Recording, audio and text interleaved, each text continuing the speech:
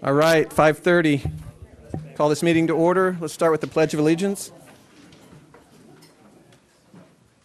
I pledge allegiance to the flag of the United States of America and to the republic for which it stands, one nation, under God, indivisible, with liberty and justice for all. All right, thanks for coming tonight. This is a special meeting, so that means we will only be discussing the topics on the agenda. And the first item we're going to talk about is City Hall.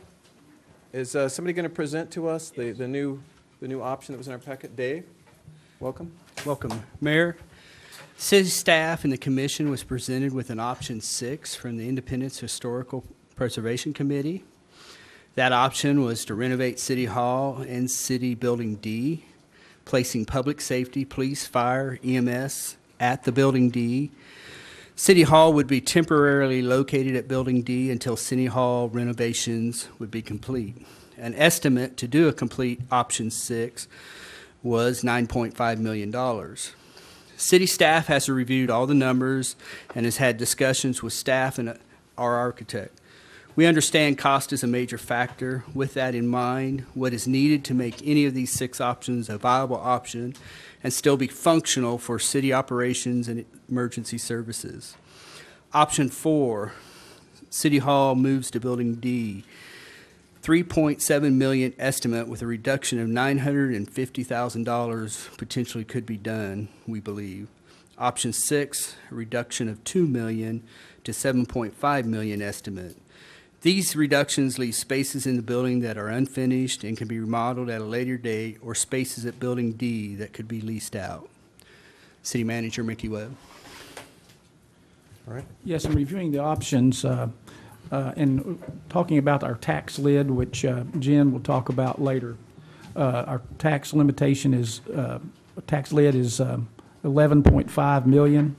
And with that in mind, we believe that the 2 options with building new facilities is really not feasible, financially feasible.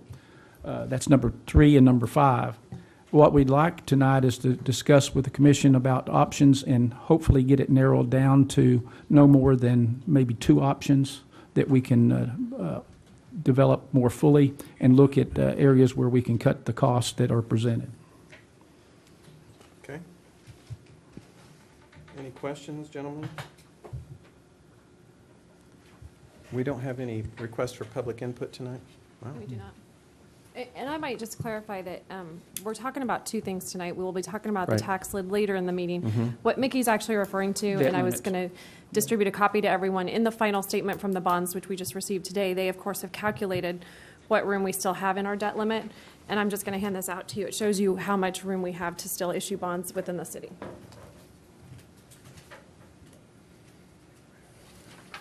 Thanks. I think you want 5 copies of it.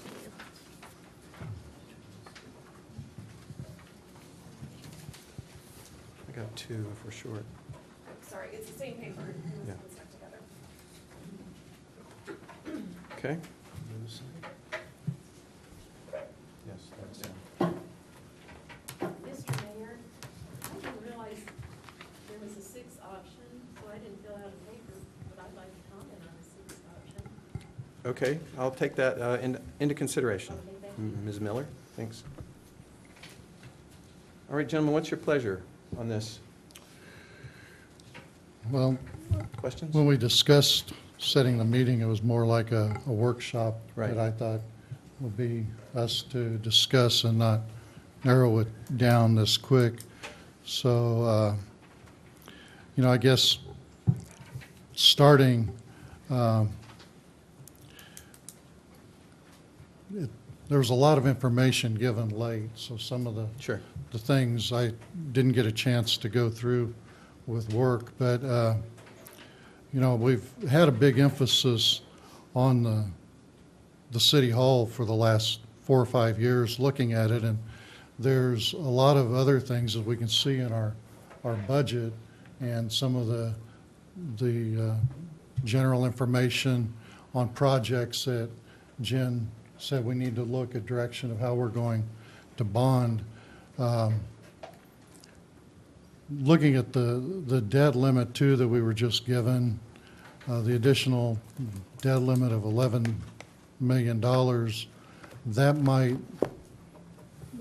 I'm not for sure how that's determined because some of our debt is still secured with ad valorem property tax, even though it's not considered on our limit. So we still put a burden on the people that we're going to have to cover all those bonds with ad valorem property tax with mill levies. So I see that we've got a lot of things to look at that, by just focusing on one item of the needs with City Hall, we're going to short circuit a lot, and we just keep running our debt up. And you look at almost 20% of the residents of Independence are in the level of poverty, and we're looking at,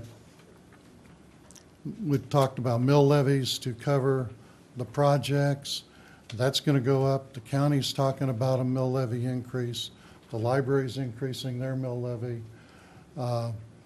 Every year we've raised water and sewer and trash 5%. That in one item, we're not looking at a significant increase, but when you add them all together, it becomes a substantial burden to people on a limited income. Social Security isn't going up. Capers doesn't go up when you retire. So we're increasing the cost, and particularly when you look at the poverty level of $24,000 a year, a little over that, and the mean, I think, per capita is $20,000 here. The mean income is $39,000 according to the 2010 census. So, there's ways. We talked a year ago about using sales tax money to help with some of the costs on renovating City Hall. It's a historic, on the historic register, I believe we could get historic tax credits to aid in some of the costs. The consideration of one new building or something in that manner, the combination of City Hall and a new building, I think is still feasible because there's other things we can consider in options. When the county commissioner brought up the idea of centralized dispatch, that could aid in the whole county if we come together. Where like Coffeyville is redoing their police station, if we can consolidate central dispatch, we could save money on our project. We've got a building that was EMS. Part of the crowding problem that happened in the fire department is when EMS and fire department merged. So, separating those back could give some space, relief, or, even a temporary mobile unit like mobile classrooms. Maybe on short term, that could be used to provide additional space for particularly the women bunk room and shower facility. There's a lot of options other than the 6 we've been presented. Even when you open the door to all options, if our building is worth $15 million, we could sell it for 10, and then take the 10 million and fund all the projects without a bond at all. So, I think we're still looking at in my position, I think we shouldn't jump in, but take an aggressive look at what needs to be done. A year ago we addressed some issues and identified things that needed to be done, and nothing was done on those. Looking at the electrical, again, the electrical report identified the double electrical service entrance. That's not a violation of the NEC. Westar would have pulled it first, but you can have multiple service entrances coming to a building. The grounding is an issue. You know, some of the mold issue can be cleaned with 1 to 10 solution of Clorox and water. You know, and of course the waterproofing we talked about using our sales tax money would help alleviate that on the long term. So, you know, when we look at this, I think we need to look at the budget package that we've got too, and look at our sales tax revenue, what's going on there. Because sometimes, like with the sales tax money, if we've got, I think, a 15 or 20-year bond, our sales tax is only a 10-year bond or 10-year tax. So when it expires, we're either going to have to renew it, or how are we going to fund those remaining bonds? So I thought, you know, when we talked about a work session, we would open it up. And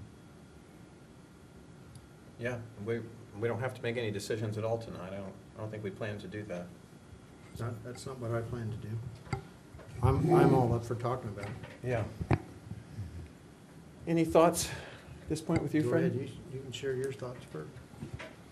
I agree that we have an awful lot to look at. We've put off things we probably should have done earlier, not to point a finger at earlier city commissions, because it's very difficult. If we raise taxes, we'll be the most 3 hated men in the city, if we're not already, which we probably are. But you know, the fact is, a typical road surface will last 20 years. So that means we should be doing 5% of our streets every year, and we're not doing anywhere near that. So our streets are getting worse and worse. I don't know where we got off track, but I'm afraid that we're going to have to, you know, I'm afraid it's going to hurt, you know, and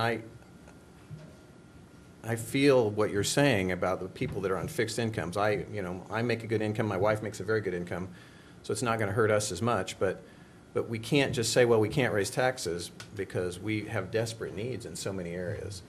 And the city hall is one area. I still like the idea of putting together a citizen committee on that. I know that we've talked about this ever since I got on the city commission and haven't moved forward on it, but there was so much other stuff with the hospital building coming our way and things. But to me, I don't think we should rush into a decision. But we do need to get a decision made and move on down the road. I frankly don't think any of them are terrible choices. I just think some are much better than others. But I feel like if we appointed a committee and gave them a task, an assignment to research these options, this topic thoroughly, and report back to us. You know, that's what we did when we got the bond issue approved for the schools, I understand. That was before my time, but got more people involved in the decision, because this is a big decision to make. I don't know how you guys feel about that, but I'd agree with that. We need to have some independent consultant, somebody that's good at consensus building, come in. I'd be all for the feasibility study of what would be a good plan, because we need to be fiscally responsible. One of the things that, and to be fiscally responsible doesn't mean that you don't spend. Right. Being fiscally responsible means that we take care of the needs for not just now, but for, as you said, you know, we should be replacing 5% of our roads for the next 20 years. And so one of the reasons we are in this, that we've talked about ad nauseum, is because nothing was done infrastructure-wise. If we don't, then the costs are going to go up for everybody, regardless of their income level. yeah. So I think that's our challenge. And so I'm not sure how you put it together, other than I agree we need to talk about it. One of the things I wondered is that if you just took the hospital options and you put a piece of paper over the option numbers and you just looked at numbers and square footage, what would be the most reasonable, feasible decision? Just in numbers. Then, if it turned out to be whatever option that is, if it turned out to be that we need to do some other things, then we could look at whatever we needed to do in terms of financing some of that stuff for the future, then build a plan beyond that. Interest rates are never going to be this low again. I know there's people that don't like this, but I don't know if you don't spend, how we ever get out of the hole. So, I Yeah, mean, I think the city hall is one part of it. I know that we had Trans Systems do some master planning for us in terms of what was needed with water and sewer. We have a master plan that's prioritized with roads. I know there's a master plan that was created for facility repair, update, replacement, whatever. And it seems to me like we have some of those numbers and those priorities in place that professional staff has done, that has completed, that we need to pull that all together, then make some decisions. So that's where I'm at with it. I don't want to kick cans down the road too much longer, because I see it doesn't serve anybody in Independence to do that. I think that we were elected to make decisions. We were elected to be leaders. And I've listened. I've heard a lot of people. I think the last meeting, Gary, you had mentioned that people say this is a no-brainer. To them, it's a no-brainer for this or a no-brainer for that. And I've heard some of the same things. But I asked them, if we put together a financially responsible fiscal plan, would you be good with that? And to a person, everybody has said yes. So, to me, that's our marching orders. That's how I'd like to proceed. I'm open for other comments. Okay. I think we have to have all the information together where, when you start evaluating each option, there's basic costs that, whether it be the Mercy Building, West Laurel Building, just general operational costs for the total things and the complexity of the system, the long-term use compared to looking, you have to have that cost to compare when you look at a new building.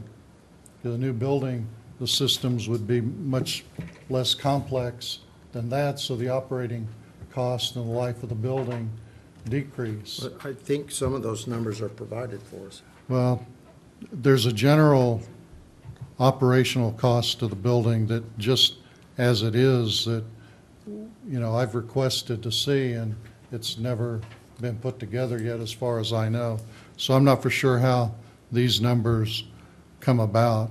I know Jen had been working on preparing the budget and got other things to come along. But, you look at each building in itself, there are advantages and disadvantages that you can't have a committee review things without a full set of data, not only with that, but then, we start looking at the water, sewer, the streets, what our total picture will be, that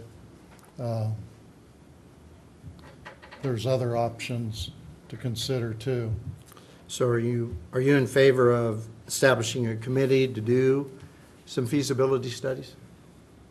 Yeah, and I think that's where we have to make sure they get the full information That'll be city staff. to, and the only question I have honestly is when I've requested that repeatedly and haven't got it, it's a simple thing of that information has to be given to a committee to make a decision. And if I haven't been given it, why haven't I got it? Or are they going to get it? Just totally honest. I'm not sure. You're talking about the hospital building. Yeah. Yeah. But I mean, I don't want to I'd be curious if you would like to respond to that. I've given all the data I've given, so I've handed over how we calculated the utility cost and all that information and handed over, so. But you can't use a square foot cost to determine utilities on that building. I was using historical costs. When you're using, you can't convert it to a square foot cost. You still got the same engine driving a little boat. You've got a boiler and a chiller that operated, we tore out 60, 70,000 square feet, so we had 150, 160,000 square feet total, and we still got the same power plant. So when you operate it, you still got the higher operational cost for less square footage. And when I calculated initially based on square footage, it came in a lot less. I upped it because I knew there was no way that the utility cost was gonna come in that low on a building that size based on the utility plan. So the utility costs were adjusted to compensate for that. So the utility costs were adjusted accordingly. Well, In that regards, and I conversed that, went over that with our MEP engineer for backup on that regards, and he agreed that the adjustment seemed appropriate for that size facility with that type of plant. So, like I said, I've handed over the cost based on all the data that we have available, and with the assistance of our MEP engineer, and I feel comfortable with the information I've provided. because some of the figures show larger is more efficient than smaller. But, I think a committee is worth pursuing. Okay. I'm good with that, and I know that doesn't help you out, but I think this is too big a decision for the community to hurry through it. Yeah, agreed. From the aspect of, we need to make sure we do our research, communicate the information that we have, and then we're making fact-based decisions and not emotional-based decisions. There's too much emotion that's involved in this, and it needs to be eliminated. I think from my perspective, what would be helpful to know is no matter what decision is made, how we're going to pay for it. So if I need to adjust the debt service fund in mills, I need to know that, because right now it looks like it's overfunded because we raised the mill levy for a $3 million bond issue that was never issued. So right now there's room to move those mills around. If, however, we're looking at issuing bonds to do this, you don't want me to reduce that down right now because next year you issue bonds and you have no money to cover it. So I really need some direction. I mean, even if we can give a ballpark, obviously it's not going to be exact, but in the budget, leave the 4.6 there right now because we don't know what's going to happen. I just need some sort of direction. I cannot put a good budget in front of you without knowing if we are going to have more bond costs or not. I'm not pushing for bonds. If that's not what you want to do, that's fine. I just need to know, as far as our mills are, where to put those mills, because all of your capital expenditures that are coming out of cash, I mean, if we're not putting those mills in the bond and debt fund, then they're in a different fund where maybe you can do some of these capital projects. I mean, you guys are just as hamstrung as I am. Until we have enough decisions to at least decide where the mills go, it's going to be very hard to make decisions. So when we go through the capital projects tonight, we're just showing you what everybody's thinking. I don't think we're going to get decisions tonight until I can give you numbers to know what you have to work with. You don't have assessed valuations from the county yet, do you? We just received that today. Our Today. assessed evaluation went up $2 million. $2 million, 2,000 per mill then? Yeah, so our, basically a mill is $50,000 now. Yeah.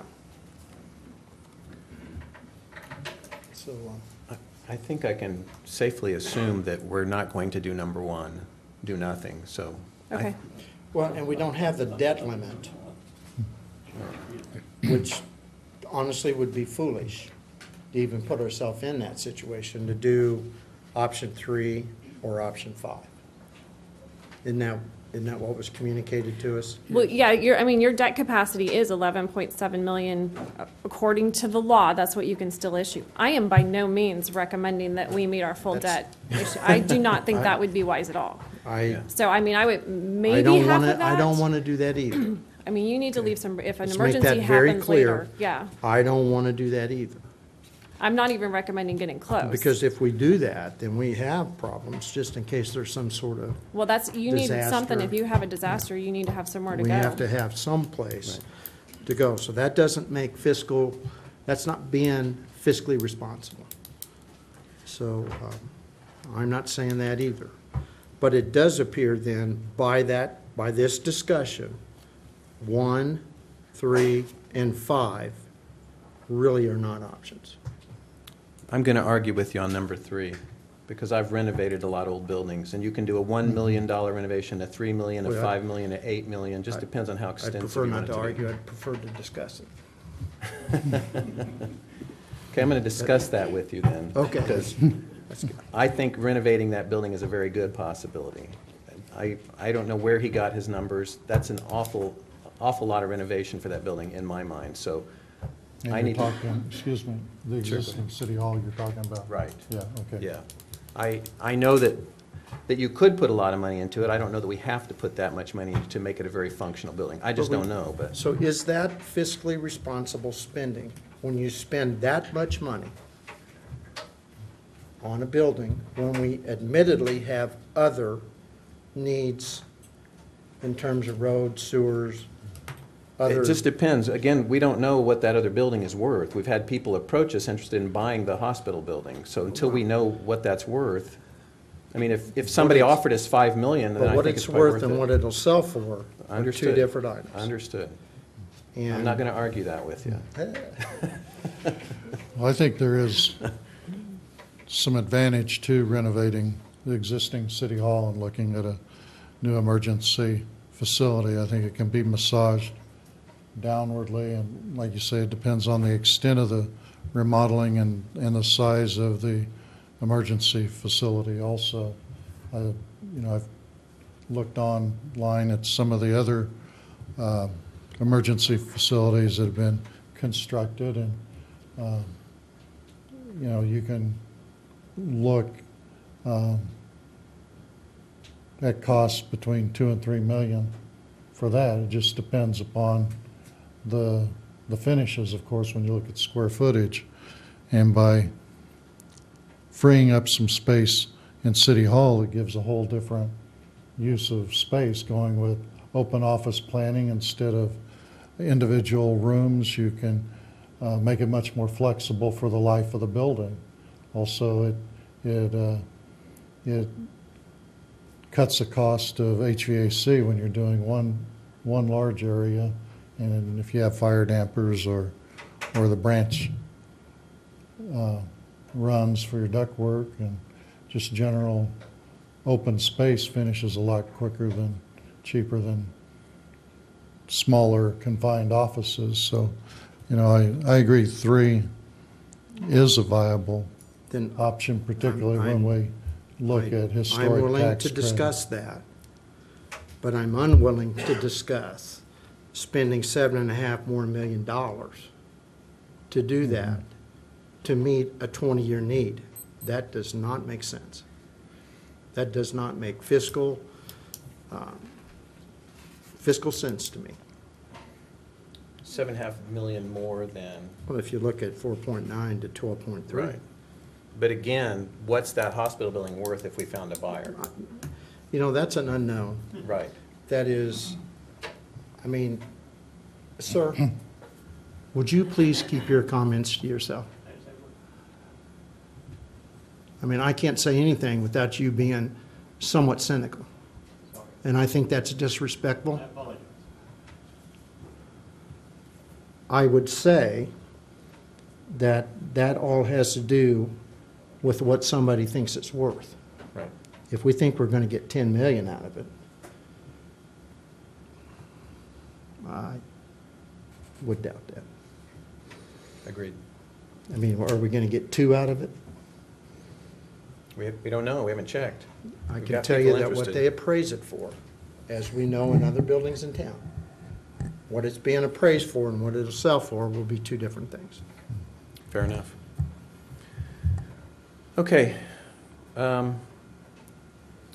Okay with you, gentlemen, if I allow Ms. Miller to speak? You know, she didn't Is- fill out the card. Can we, is that, I have some good we, things to say. we, that's not on the agenda for, Well, the comment cards were out there on the desk. that doesn't mean it's on the agenda. It's your call, you're mayor. I would appreciate. 3 minutes. Thank you. You're taking less, I bet. Great. And thank you, Mr. Mayor. I appreciate you letting people practice their free speech rights. For 3 minutes. I'm going to be less than that. How about that? One thing, I want our city employees to have adequate and really good working conditions, and they don't have that now. But I also want to remember our population is going down, so what we decide today, we have to be sure it won't negatively impact future generations of independent citizens. Also, I would firmly support tax increases if I felt like the money was going to be spent wisely. What I've seen, we've done this thing with Mercy where we're trying to fit square pegs into round holes again. And I'm not sure that that's in the best interest of either taxpayers or the people who are going to work there. And I'll give you a quick, simple example. Those hallways in Mercy are really wide to accommodate those hospital beds. They're probably twice as wide as they need to be. Over the course of that building, taxpayers are going to have to pay extra money to climate control those extra wide hallways. When it comes to maintaining them, sweeping them, cleaning them, whatever, it's going to cost extra money to keep those hallways clean. And when it comes time to put new flooring down, it's going to cost more money to put new flooring down. Because instead of 4 feet wide hallway, you probably have 8 or 10 feet wide. And I just don't think that's a responsible thing. If we're going to pay for square footage, let's put it to use so our employees and our city can really use every square foot. And I would support everything if it made sense. Thank you I do appreciate you letting me talk. Sure. Of course, thank you. It's nice, thank you. All right. I would say that if we're going to appoint a committee, which I'm all for doing, everything's on the table. They can look at everything and everything they want to. That as a commission, what they recommend, we accept. Because that hasn't happened when it comes to the hospital and other. Yeah, that's true. So, given that caveat, Yeah, if we're not going to follow their advice, there's no point in if we're not going to doing take the it. advice Yeah. of the people that we approve or we appoint on those that choose to participate, then I don't think we ought to put people through that process. Right. It's not fair to them, plus it's not fair to the citizens of Independence. How do you feel about that? Speechless. Yeah, yeah. You know, unbiased committee makes good recommendations. Yeah. Okay. So how big do we want the committee? Each of us appoint 3 people or 4 people? No, I think we need to get as many people as we can involved that want to participate. Well, too big, it's just unmanageable, I think. We had 45, maybe 50 that participated in a school. And I think that that's manageable if we have the right facilitator. Okay. Well, I'm not going to argue with you on that one, Thanks. but I do disagree. Okay. I think smaller is easier to manage for them with time. Skill You know, there facilitators. is a I mean, diminishing I understand return. that, but skilled facilitators. And this group that we used at the school district used a voting method where everybody was anonymous, and they went through the process. And that's one of the things that, as a commission, we have to trust. You know, we probably need to be very diligent in who we select as a facilitator, do our homework on that, and then trust them to trust that process to work so that we can accept their decision. Okay. And Makes sense. So how big? 5 people, if we each appoint 5 people? Not over 15. You live with that? 9 would be. 9 would be your vote. Yeah, Jeff? Thank you. Well, I think you're gonna find that when you have a citizens committee, not everybody will make every meeting, so if you appoint a total of 15, you're probably looking at 10 people at each meeting, would be my guess. So the more you appoint, you gotta factor that in a little. I mean, Fred said there's a committee of 40, 45, they were appointed, but not that many attended the meetings. Well, Well, I didn't go. Yeah, to there some, was.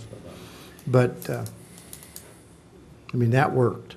That system worked because we found committed people that were interested in the city, in schools for USD 446. And to be honest, they didn't leave any stone unturned. They brought up options and things that a lot of people hadn't even considered or thought about. That's what I heard. They improved the initial plans a lot. They did. And, obviously it was a $45 million bond issue when, lesser amounts didn't pass. And that's because people had a say in what was going to happen, and they believed in the process. Okay? So I would say that in this case, we're a town of 9,300 people. I think that we should I think we invite them. Jeff's correct about that. We give them, I think we ought to let people volunteer if they want to. And we give some names out. And then we hold a meeting and explain the process so that they know what they're getting into. And then we proceed from there. I'm not quite sure I understand. You're saying just to open it up to anybody that wants to be on the Well, we the invite task some force? people. Okay. I don't remember the numbers, but I think there was like 75, maybe 75, maybe 100 people that were invited. Wow. And throughout the process, there's about 40 people that stuck with it throughout the process. How long did it take? The facilitator, we met at least once a month, sometimes twice a month. And to be honest, the timeline, I believe, got extended because they were right in the middle of making some critical decisions. So I don't know that putting a time restriction on it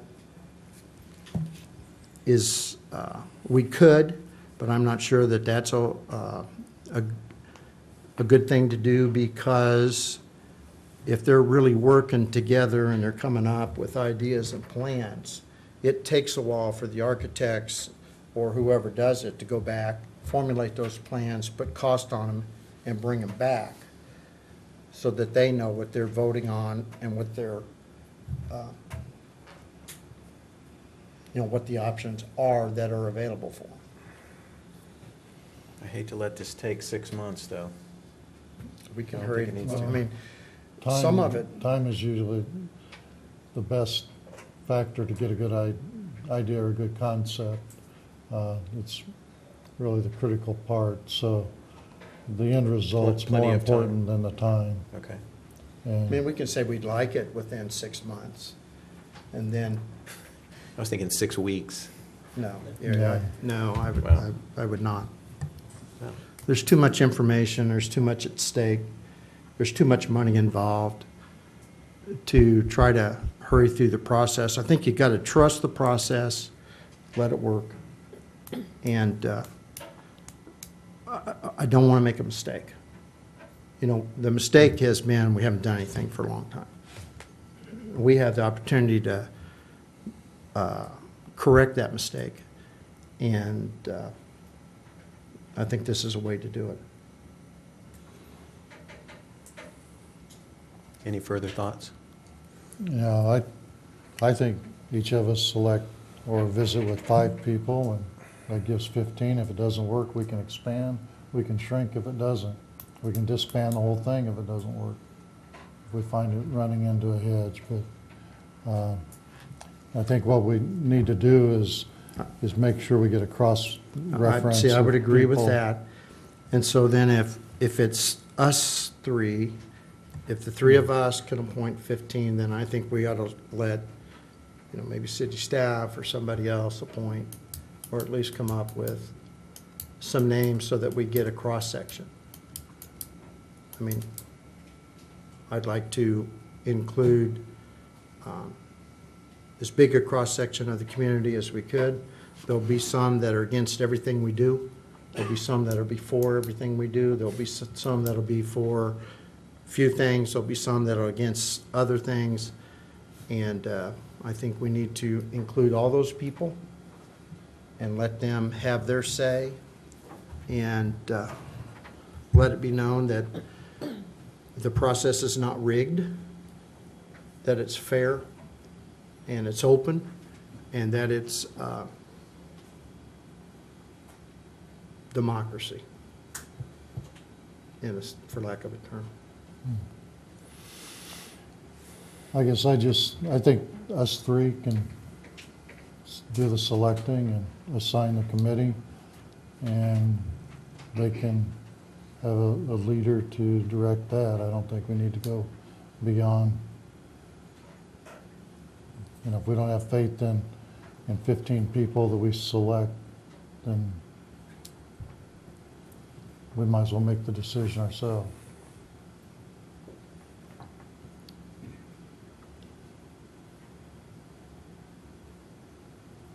Is 15 a fair cross-section of the community? It's 5 times as many as 3. I think we can get 15 people. The problem, from my perspective, is there's some people that I think would be great to have involved, but they won't speak up in a huge group of 40 or 50 people. That's a huge group, and I don't know that you can have good discussion with But if they that vote many. anonymously, they don't have to speak up. Yeah. But each of them That's can a get big group. input from the people that they're associating with in town, so they'll have input also in what other citizens are thinking too. So,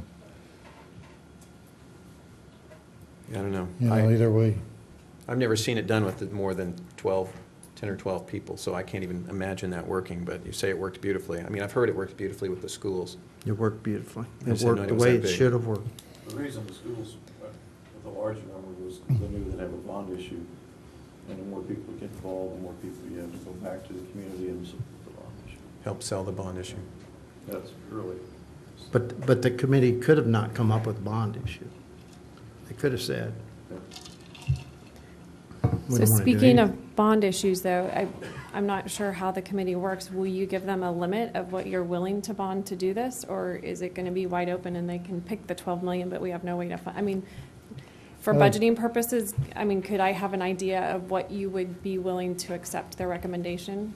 I think that's some of the information when we were talking that we need to set up some direction, not ground rules, but, like the information that we got here that you sent out dealing with other projects, I think that's something that we need to take into consideration as we review and say, here's the direction we see going, and here's a range of funds that are going to be available. Because, honestly, I looked through this until 11:30 last night, and I was busy all day till 2 o'clock. So I thumbed through it. I see some numbers, but to be able to act on anything relating to those numbers tonight on our capital improvement, I think, like you're saying, once we need to give you direction so that we can have an idea of Well, we what can- we're looking at. We can work within the confines of the budget Yeah. structure. Well, and I don't know that I'm expecting you to take action on anything, but if you could give me a range of what you're thinking we might be, really that bond number, either that or you need to tell me, bring me whatever mill you want. No higher than, I need something because right now I don't have anything, and I could bring you a 60 mil budget, which answers every problem we have out there, but there's nobody going to vote for that. So I do need a little bit of direction. So Right. perhaps right now I just hold the debt service fund where it's at. We won't reduce it. We'll assume that some sort of debt's issued. I don't know that we'll meet the needs of what the decision is, but if I hold that steady and then bring you a budget back with what your capital expenditures are, and you can see how that fits with what we've brought to you. I don't know if we want to jump into this right now, but the other piece of the conversation is the tax lid that's coming up. Effective January 1, cities will only be able to raise taxes at the rate of the consumer price index increasing. January 1 of 18, right? Well, it goes into effect with the budget 17. you do next year. It's effective Okay. January 1. So when you do your budget next year, it will be the January 1, 2018 budget. However, if you are not positioned well now, that can cause you a lot of problems in the future. There are some things that are exempt. I do believe some of your public safety services like fire and police department are exempt from that, as well as bond issues. However, knowing the number of capital projects that we have out there, unfortunately, you gentlemen have a very difficult decision to make on how to position the city. Is it feasible, though, to do a bond issue, if that's what people decide that's going to happen? Is it feasible to do that in June and just delay interest payments until the mill levy starts? Next Yeah, year. we can do that. I So mean, I you think can do there's- I that, but think I there's- think with the number of capital projects you have ahead of you, even then, you have a debt limit. You don't want to get into all of it, and there's a lot of things I mean, Commissioner Kaflish is right with the stuff you need to do at the water plant, with what Commissioner Hawksett's talking about related to street projects. I mean, there's a lot out there, and you can't answer all of it with a bond issue. And so it's determining what those priorities are and how you want to position the city so that going forward, perhaps the economy falls apart and there is no CPI. You can't raise taxes unless you do it through a bond issue or specifically for some of these other exemptions. So it's really thinking about how you're positioned to go forward. And some of it with our water, sewer, and trash, since it's a rate-based entity, that if we plan our rate structure and we can work it, that repairs and maintenance and items can be handled out of our rate. So, we won't be able to do 5 or 6 items at Right. one place, See, I but don't- we could. I think we take bite a that little bit. priority. Yeah, Yeah. I agree with what you're saying. I Yeah. think we take what's the highest priority items, and we make financial provisions for those, and make it work with the debt part of it.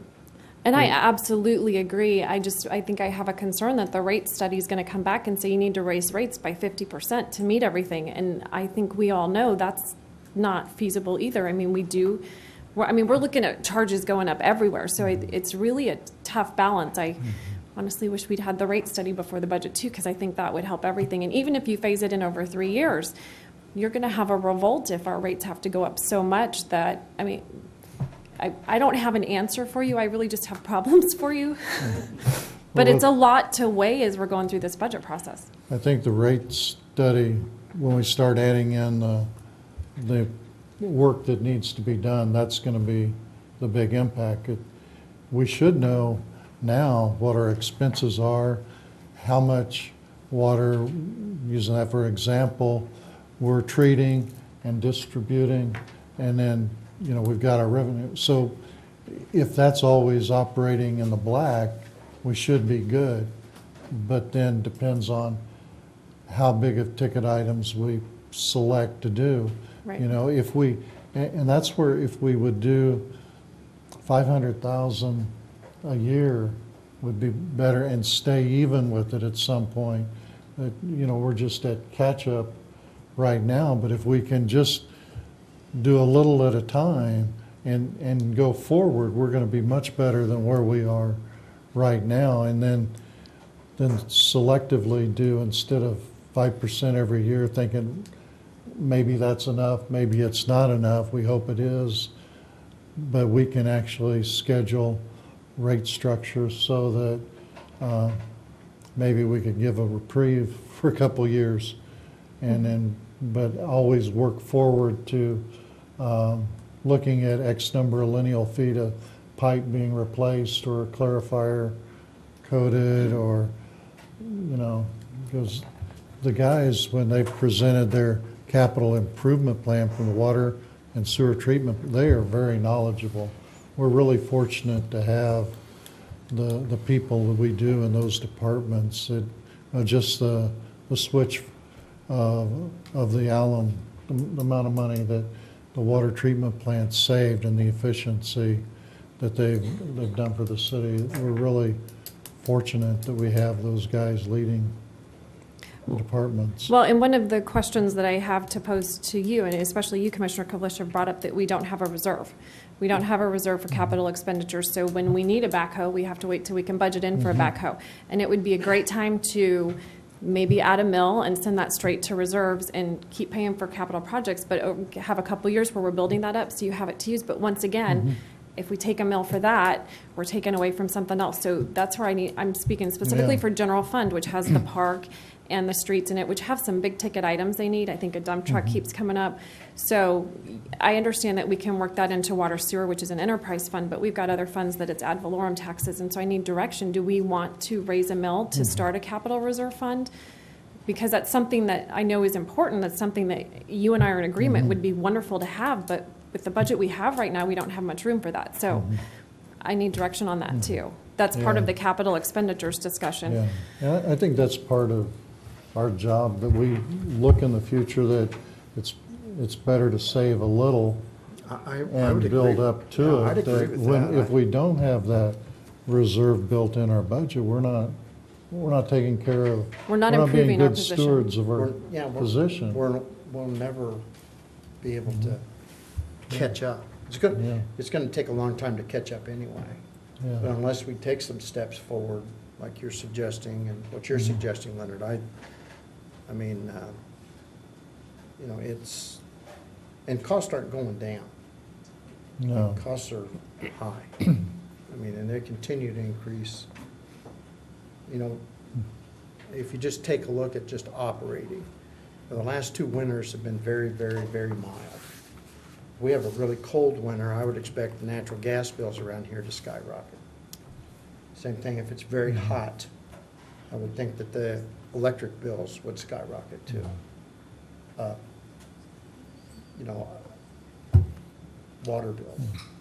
'Cause the less we have to go on if we have a half or a fourth or 3/4 of a payment for a vehicle and our lease purchase is less, that interest saving is going to other areas that we need too. So, you know, it's amazing when you start looking at interest over the life of a note, from going from 0 down to half. And, you know, if you have a reserve, you don't have to pay cash for the whole thing. You can at least That's cut right. your That's right. your gives you payments. some- It gives you a lot, you're in That's- power then, instead of at the mercy of the lending institutions. I'd like to get in a cash position where we don't have to lease so much. Well, and Paying that's, interest payments. I'd be happy to start a reserve. I just need to know what your stomach is for mill levy and maybe we need to start talking about the capital projects because you're gonna see what everybody in the city has. I think we need to look at that. And I'm not expecting decisions tonight, but you can have this, and then the next time we get together, I now have assessed valuation, I should have beginning cash numbers soon, and if I hold the bond fund where it's at, then we can start talking about what's available and what we want to do. Would it be feasible for you to make a couple recommendations? Or On options, create some options for us on that? the mill levy? Yes. Sure. Make her the bad guy. I like it. No. Second the That's not motion. No, because we ultimately have to approve it. Yeah. I know. But. I mean, we'll throw it out there, but 1 mill's gonna if bring we don't 50,000. start making a reserve, then we just keep putting that But off. you- I mean, so but- it's great but you know timing. the- But you know the budget. You know where there's money and where there's not money. There's more not money than there is money, just for the record. But I Okay. got you. All right. Or else we wouldn't be having this discussion. But, well, I'm just. No, I'll absolutely make recommendations, and when we're having the conversation, as long as you know 1 mill is $50,000, Well, wherever that's- that mill goes, With 1 mill is 50,000. then we can decide what we add and what So we take then- away from what's brought to So then you. if you come up with a spending plan for that 1 mil, or, you know, whatever it is we decide, that's what I'm asking. Then we make those decisions anyway, because we approve that budget. And that's not putting you in a bad position. Would never do that. We've been in your position. But, you see what, I mean, are you guys comfortable with that? Makes sense. That makes sense? Okay. So can we digress just a little bit? a work session. Okay. I'd like to go back to the committee a little bit if we could. Yes. One of the things that I think we need to be careful to get the cart before the horse. I think we need to identify who a facilitator is first. Have staff put together some options or what those possibilities are. And then, from there, then, with their input and how it works well for them, where they've had some success, let them guide us in the process. The facilitator? Yes. And understanding that facilitators, good ones, do a nice job, aren't, they cost some money. So, I mean, I think, I was sitting here thinking about some of the things we were talking about. I think we need to be systematic in how we approach it versus here's our committee, now you work with them. I think we ought to identify who that firm or group is, then work with that. Solicit their input on the Yes. ideal size of the committee or Yes. the makeup of the committee. Yes. Does that sound reasonable? I've never worked with a facilitator, so I don't know. I guess makes sense. What you're saying makes sense. I'd sure like to move quickly on it, though. Leonard, or you? How do you feel about that? Yeah, that sounds like a good place to start, to look at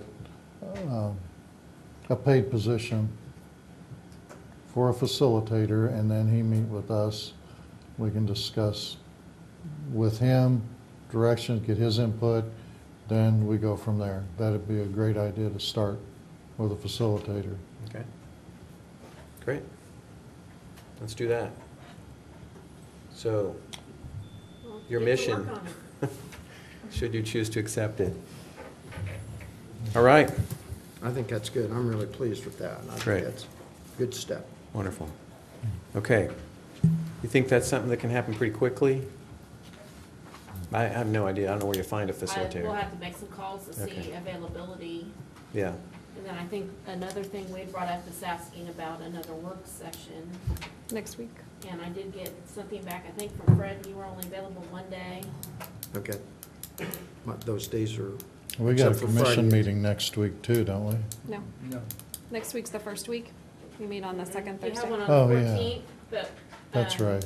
I was thinking first You were and only third, available that second day. and fourth. Friday. I thought you were only available Friday? Wednesday. I thought it was Wednesday. And you were suggesting a meeting Friday night? Seriously? Yeah, well, I did get one commissioner say no Friday night meetings. And we're Yeah. like, I wonder who that was. Well, I'm good with Staff that. agreed with that. But it could be Friday morning. I can't do Friday morning. I mean, I wrote it in I put it in, no, you're correct. It was Wednesday.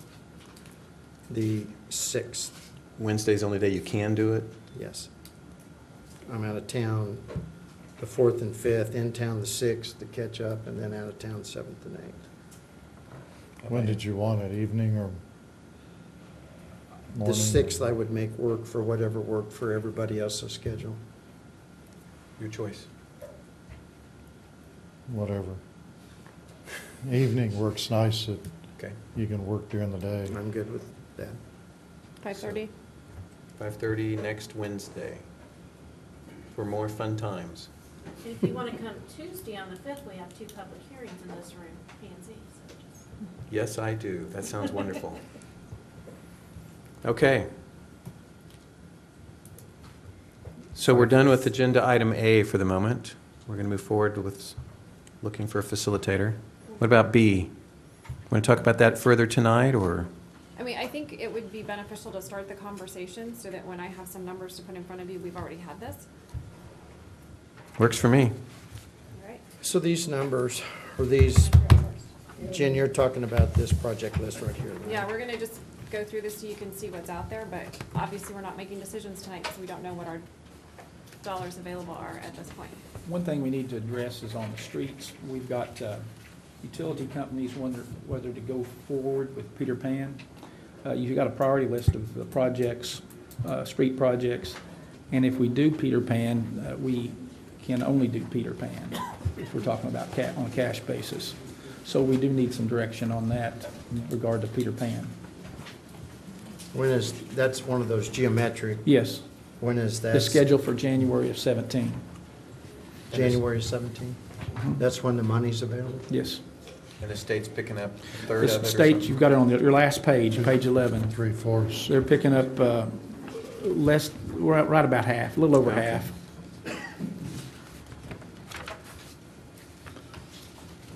Great. Oh, there's streets right there. Bonus. Okay. All right, so Mike's up next, or first? How much was? Oh, that's not the On right page street. 11, shows Yeah. the street projects that he's talking about. I like this color printer. This is Yeah, nice. that's, You're there it welcome. is. It's the least I could do. We didn't pay extra for this, did we? Only 5 Michael, cents. Yes, how are you? Gary, Good. What's up, man? not much. Any more than that you want to tell us?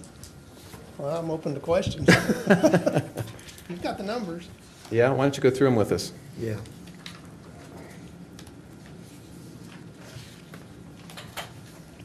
We're back to the airport. Start with the airport. Upgrade the airport restrooms, that's 2017, 10,000. And carports for fuel trucks, that was approved for this year. And reconstruct T-hanger taxi lanes, that's to happen this year. And gonna rebuild the terraces out there this year and then go back to the lime, putting money in for the lime program in case the ground needs lime for the farmer out there. We put it in there, and some years we don't use it, but we need it there. And then there's some projects here. Rehabilitate runway 422 is 2017. That's the city share is 18.9. Rehabilitate taxiway C and remark taxiways B and D 49.3. That's city share. Upgrade AWAS.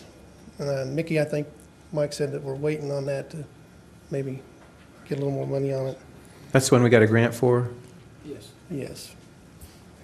We And, got a grant for the $10,000, or that's our share. That's the city share. That's the city share. All of those down at the bottom, those projects are grants, and that's the city share for those projects. So like the 18.9, that's our 10%. It is? That's our, That's our so share. these would be our actual costs? Yes, Okay. But they're paying 90%. yes. yes. I like that. On that That's- taxi lane, you recall that taxi lane project, Yes. the FAA wanted to increase the scope, and we told them we couldn't afford it. In fact, I sent a letter to that effect today. But they are giving us another city's money so that we actually increased the scope and reduced our cost from, Wow. I think, 125 down to just under 100. We've got 100 in the budget. Fantastic. Took somebody else's money. Yeah, I love it. Let's do that more. Okay. And reconstruct South Apron area, 77,000. And that about does it on the airport. All right. Memorial Hall, we put in 35,000 for a new LED sign for next year. And this year, we're contracting with PEC to do some work. That's 12.8, that's quality of life funds. And looking at next year, some auditorium upgrades, a screen, 16,000 lumen projector, lighting console, 4 smart lights, and replace 6 wireless mics that are on a discontinued frequency. Projected cost 75,000. Civic Center wireless upgrades, add 1 wireless microphone, relocate 2 antennas, replace 1 discontinued wireless mics, estimated 3,500. Veterans Room audio visual upgrades, add recordable lecture capture system with 2 cameras, add poke-throughs for mics on table, HDMI video distribution, replace video projector, and add a 16 by 9 framed wall screen, it's bigger than the one that's up there. And add 2 Gisnick mics, estimated $40,000. And the next one is create a line item for event hosting activities at Memorial Hall. That's 10,000. It's been put in each year. But Okay. So Any the- questions? Yeah, the 40,000, your cameras, is that dealing with recording commission meetings from Yes. stationary I cameras? believe one this way and one this way. It could be used for that. It could also, though, be used like if somebody wanted to do training here and wanted to record it and have it, on a DVD so that they say not everybody could attend the training. It would give the ability to do that, and then would also give the ability to live stream if we need to. Okay. So that means we're still going to consider recording like we have been, correct?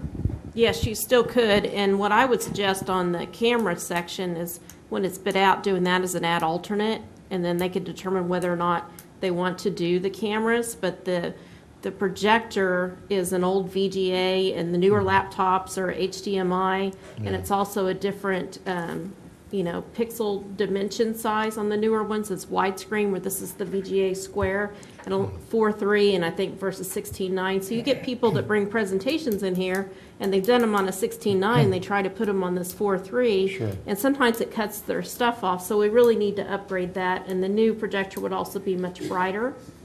And then also the projector in the auditorium, we don't really have a good way to do in that big of an area. And I don't know if you went to any of the Express webinars or anything, but if you go in there and somebody opens the door, you can't even see the screen because it's so light. Yeah. So this would be mounted underneath the balcony, and it would be made for that throw, and it would have a large screen, and, it could be used, it would just open up a lot of versatility for the auditorium to be able to, use it for presenters or concerts or webinars or whatever.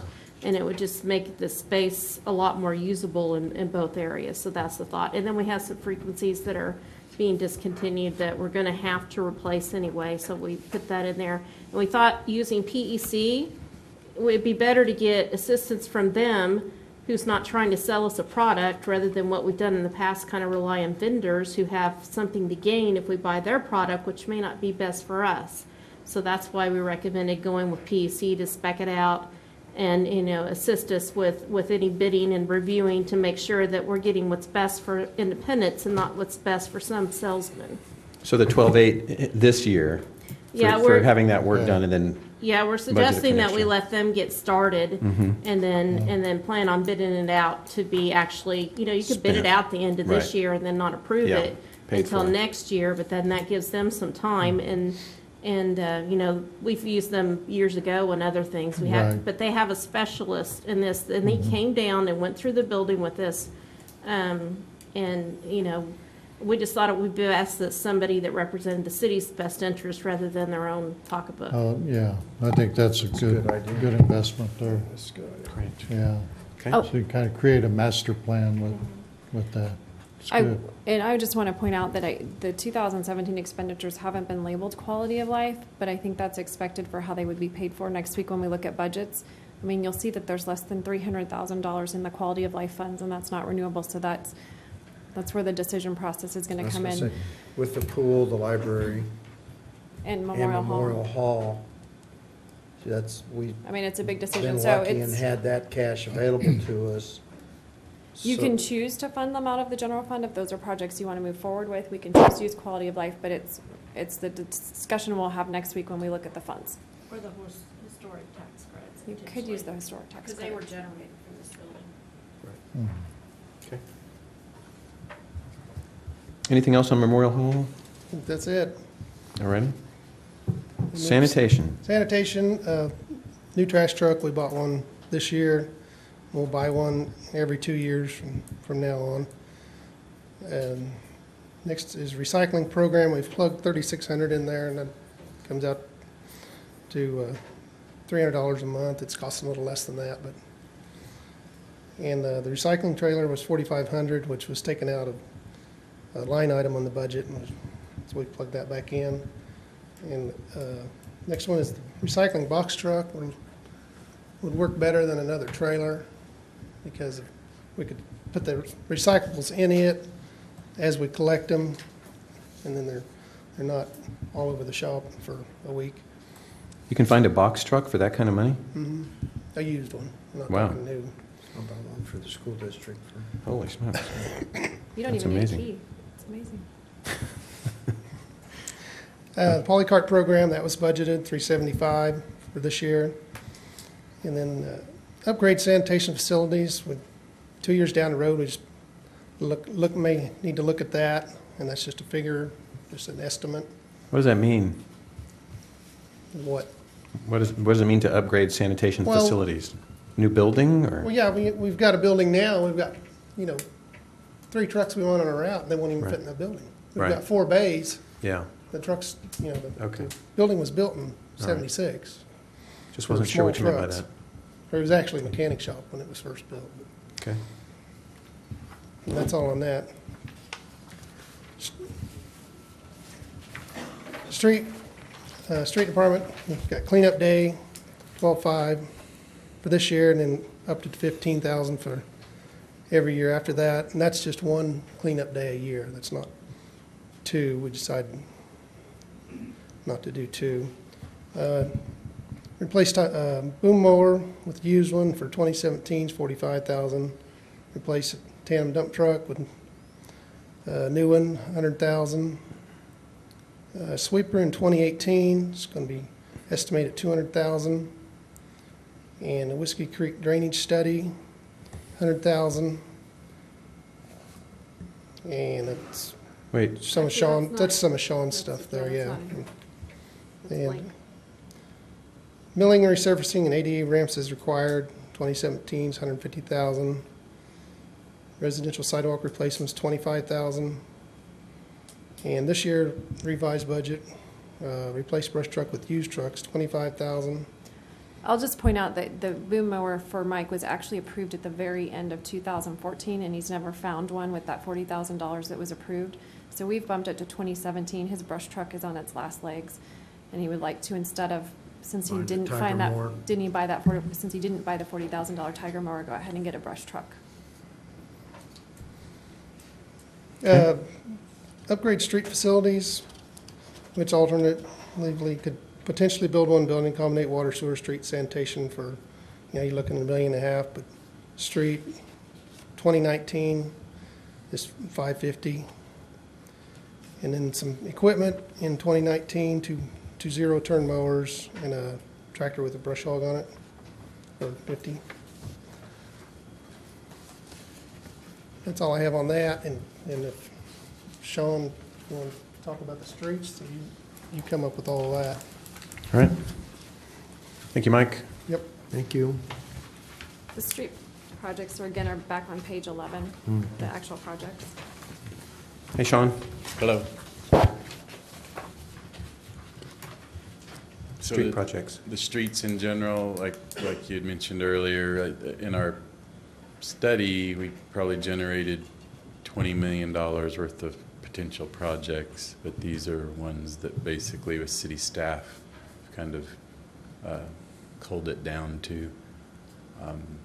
First one is US 75 and Peter Pan, like Mickey mentioned earlier. That one you have a GI grant for, and then a city share substantial project.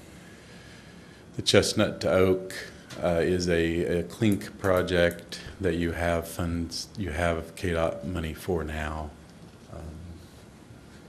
So that money's still there with all the, Yes, they did not The take KDOT that funds from the that are federal money. from the municipal side. that's what? It's federal money. Oh, Is tied so they to have federal that. money. Yeah. Okay. Yeah. So then a future clink project is Main 8th to 10th. That's in that area where there's been some failures. It was a Mm-hmm. clink project not long ago, but it's just the joints and some of the concrete under the asphalt. There needs to be significant replacement there. Then the remainder are all city projects, and it's unfortunately a common problem where the cities just have so many needs on streets in particular that there's no way you're going to legitimately fund everything. So it's kind of common to concentrate on your arterials, but then you can't totally neglect your residential streets. So that's why there's somewhat of a combination of arterials or collectors. Maple's a pretty important street. It's so far gone that we felt it needed to be basically pugged down to existing gravel and redone, so it's an expensive project. Which one's that? Maple, 17th to Peter Pan. If you've driven that, it's pretty dilapidated. Pretty minimal. Yeah. And then, so the rest of them don't have quite the level of effort to bring them up to snuff. They're mainly mill and overlays. The downtown area, that one, these are all within the next 5 years. We haven't laid out a specific year for each one, but the downtown one had a profile milling that basically takes out a lot of the, or will take out the cross slope issues in the parking areas before it's overlaid. That's why it's an expensive one. Well, is this something, you know, Jen, as you were talking about developing a cash reserve by a mill, is this something we should be looking at also on our streets? So, you know, if we did a half a mill or something that would accumulate, and then maybe every 2 years we could generate, or, you know, some way to do either portions of streets, maybe not from Maple to Peter Pan on 17th, but at least half of it, and then the next year, you know, maybe that's something we need to look at instead of just We bonding. absolutely can do that. I just think with some of the numbers on those, you'll be putting $500,000 in for 20 years to pay for. I mean, that's, and that's where it's the 50,000 tough a mil, conversation that maybe we start the reserve and we figure out how to fund some of them. An $870,000 downtown project, I mean, that's gonna take 19, 20 mills to cover, you know, that's just a lot. But absolutely, I mean, if we're serious about having reserves, it's never gonna be an easy time to start, but it's always better to start now than to start in 2 years or 5 years or when you think it's gonna Yeah. get better, because it's not. I mean, What do we have even in our budget for maintenance? You know, for for streets. fixing major holes or one block, you know, the asphalt deteriorates. I don't think we've got anything. Well, that's where Mike just presented the milling, resurfacing, and ADA ramps, $150,000 a year. That's not something we've ever had in the budget before. That's in the budget for next year. However, we haven't started throwing things out yet. I mean, I'm just gonna say it. Next time we get together, that's where we have to go through. And 2017 looks like we're gonna do a whole lot based on these numbers, but once you realize how much you have money to do it for, things have to go. But yes, you're right. We absolutely need to have that money there. So there's a $150,000 line item right now. I don't know if it will get cut down, if we will get rid of it, but we do. I mean, if we're serious about reserves, we need to start doing it, and that means we've got choices to make. But I think we need reserves. And they'll need to make those decisions now before the tax lid goes into effect, correct? Well, that's, next week we'll have that. Yeah. I mean, the tax lid plays into it too, so. So, I think that Robin's name is Jerry. Could be Oh, yeah, you're right. That should be 17th Main to Cherry? Cherry. Jerry, mainly south of the Main, what's that? The bottom project, instead of 17th and at Main to Chestnut, it should be Main to Cherry. Well, Yeah, you're right. Okay. there's a bunch of streets that need, especially residential.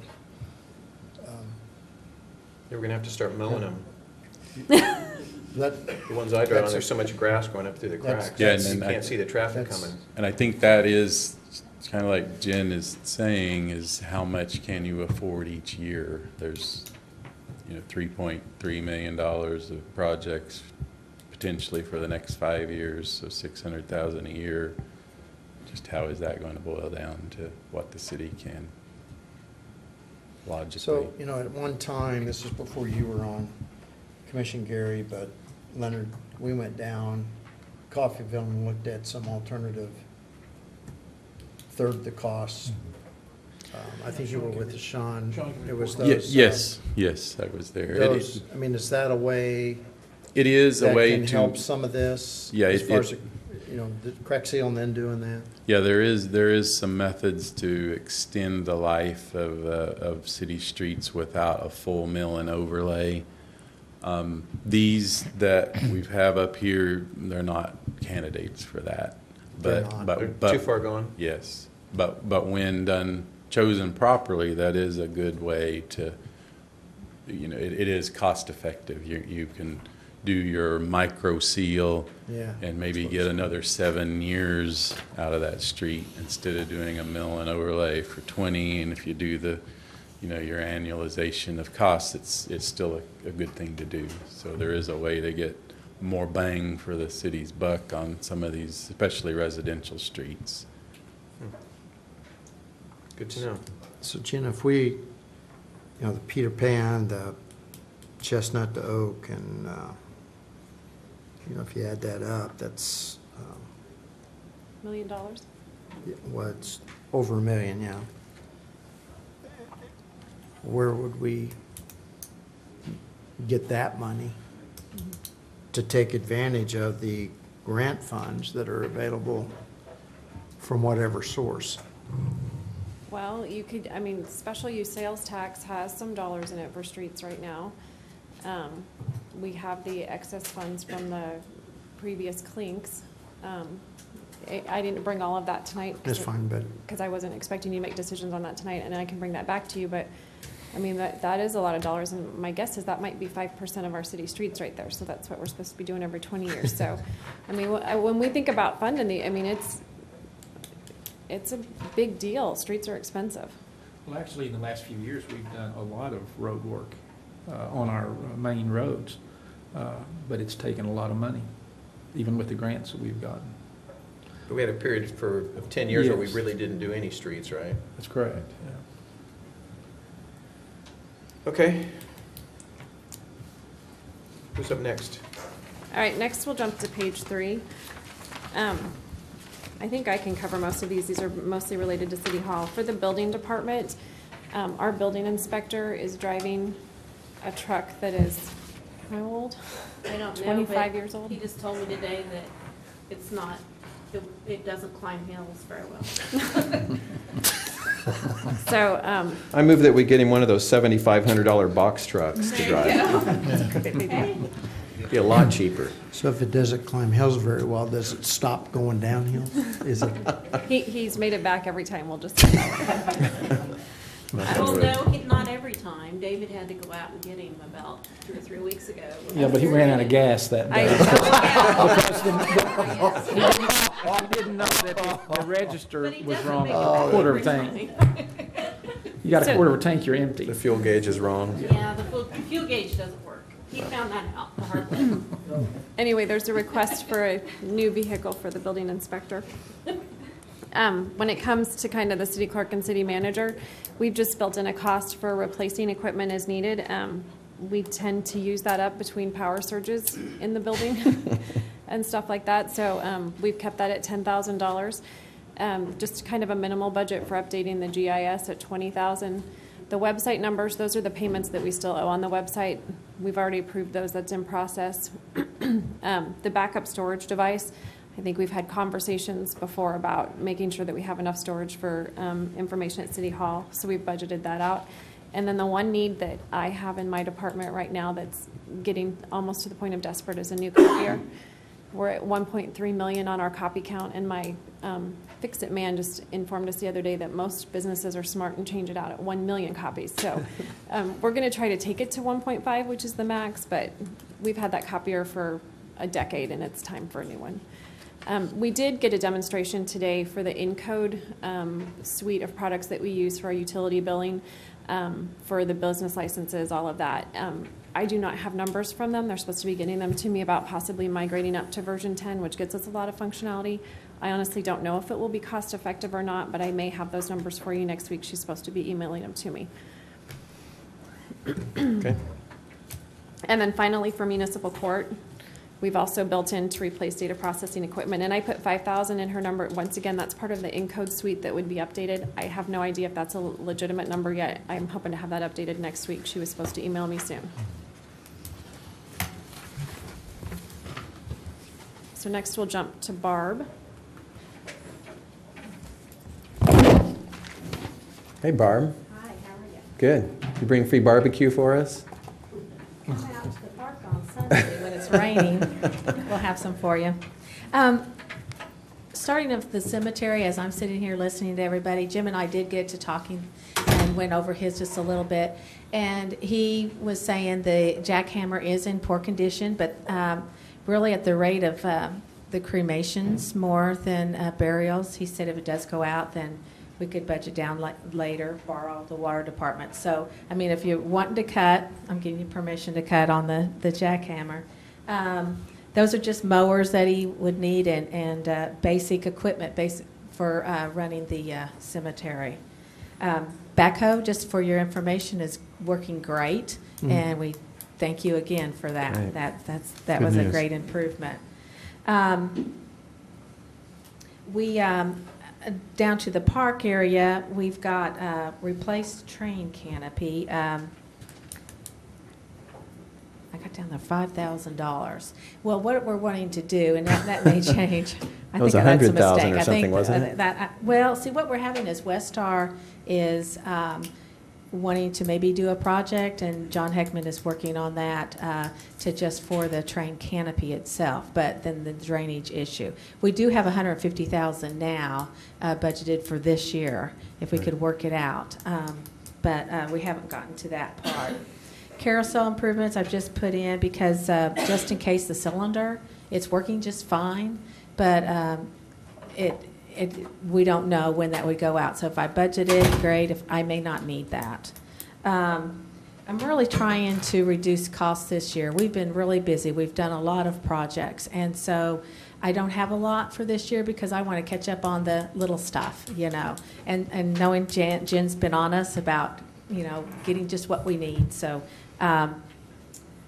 the band shell, the seats, we have the municipal band, and when you sit down on them, the fiberglass, it rubs on the people. A lot of people bring out their chairs, but maybe that's wise because they don't like sitting on them. We'd like to get those replaced, and that's about $6,500. On the Lone Chief, that's kind of an idea that it's the only building. We've had so many requests on air conditioning. And with people with health issues and everything like that, we thought maybe if we could get AC, it's the only logical building that we could afford to do. And so I would love to get an air conditioned unit in the Lone Chief. Plus, the chimney hasn't been taken care of, and we'd like to put a damper in it so we can close it to keep the heat and air in. Because right now it's just open. In the wintertime, we put a board in front of the chimney to keep the air from going up in it. So, Do you know how to put a damper in? You're going to have to rebuild the whole chimney. see, I don't know. I haven't had Yeah. anybody come and look at it. So, Yeah. 2,000, it's going to be pretty, it depends. There's probably a smoke shelf, but to get it in, you're going to have to cut into that area. So Yeah, that's a problem. yeah, it is. But I think the utilization of that building with our new ADA restrooms would be a great improvement. We just put in, just for, so you know, we're still out there and needing ADA improvements out the park, and that's how much was Sean's figures for all the ADA improvements for the zoo. Are those sales tax funds? They can be. I didn't bring the sales tax with me tonight fine. either, I'm sorry, but there is some room in that fund. However, it does have the bond that it's paying for too. Right. So yes. We just, when I say little projects, to me, this seems like a lot, but we'd like to get a master plan also when we're if we get the ADA, because the sidewalks are going to be completely changing our whole zoo plan. So I would like to get a company in and go over our zoo plan. The one idea is if we can have a plan and have a certain exhibit planned in the future, then we can get donations for that. There's people have been asking, what can we do? We've got some money. Can we, and so I can say, I've got this exhibit that needs to be built, and hopefully that will help out. Down in the ravine, actually, we've got two scouts working on some of the retaining wall, but the retaining wall that is from the Bear over to the Eagle, it's going to need some expertise in it because it's just beyond. I had Rusty come down and he said that we really need someone that can help us out on that. It's more detailed than we want to handle. And so the rest of it we've done between us and the Eagle Scouts, and we're working on that. Our utility vehicles are shot. You know, we've gotten to, the cemetery got a Kubota, and then the park side got a Kubota, but the zoos is horrible, you know, and they really need to have a new utility vehicle. The Stevens Building, we've got some masonry issues to take care of, and the staff would love to have the bridge going across to Monkey Island, and a wider one. And the one thing that I would really like to have, and I put a star to this, we have no catch facilities for our bison, any of our elk or anything like that. And it's kind of, to me, a safety issue. And I think we need to build that in. So if you've ever been out there, if we ever have to catch them, to load them, you know, if we sell them, and you have to trank them, rope them, and get the trailer and pull them into the trailer. It's not a safe way of doing it. So I surely would love to have some catch pens. Golf course is always ongoing, replacing the greens. And then the outer parks, Coffeyville and Walled, I'm kind of asking for this year to kind of upgrade this year. We've had an issue. We've had a church work on the playground, and it's done a fantastic job. But the sand, the weeds keep growing. We spray, we mow, we just can't keep it up. And the reason, the sand base, there's just nothing underneath. And I would like to be able to just dig all the sand out, put new fabric down, and put that 5-bar. First of all, the sand is very aggressive to our play equipment, and it damages it, and it'll help keep it maybe keep it longer. And then we won't have that weed problem. It's just a big labor-intensive job. We also have that at 19th and Poplar, but I'd like to start with Coffeyville and Walled this year and then do 19th and Poplar. They're becoming more active and being used, and so I'd like to be able to keep them up. And Jen, did I miss another page? Do I have any more than that? No, I Huh? have a lot of blanket lines. I just have Okay. all the blue lines, so you're good. I think that's about it. Any questions for Barb? No, Thanks, Thank Barb. you. Appreciate it. major part of that's the ADA sidewalk stuff. Yeah. If you take that out of there, there's That's a about huge chunk. 170,000 or 17,000. Well, and I do think Barb was an example last year, just to keep in mind, of where she had a lot of items, and what you guys did was approve a dollar amount and let her make the best use of it, instead of saying we approve these See, three things. I'd And recommend, that may be what we end up doing this year, but yeah, kind I of giving think that department was a good heads to. plan for, I think that's an For staff. excellent plan because things change so much in a year's time. So- And I know I have that money, and, you know, I may use it for the fence, or like when we got the bears, we have to, you know, fix their exhibit. So I've taken some of that money to use for that. So I like that plan. I really do. Thank Okay. you. Thanks. Fire EMS? Who's next? Mayor, for Fire EMS, Rusty has annual replacement of bunker gear, 10,000, 12.5 for next year.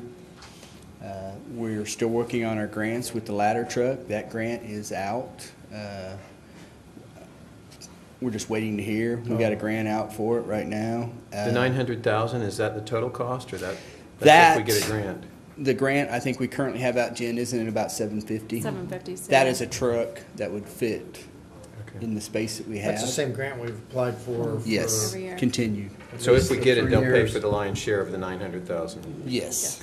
Yes, I believe it's what, a 10% match on our side, Okay. if I I think remember so, right. but if it's $900,000. So, and currently they're awarding 2015, they got behind.